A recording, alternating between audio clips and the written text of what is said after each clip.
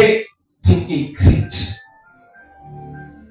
Kama umekuwa ukiomba siku moja, ongezea.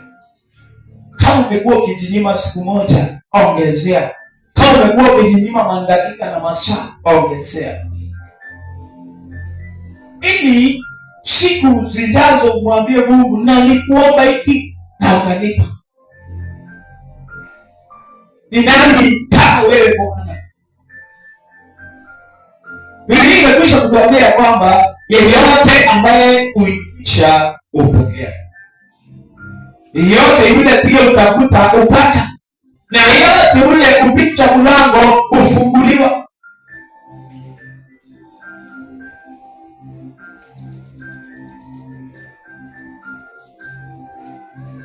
Yeyote ambaye anapisha mlango anafunguliwa.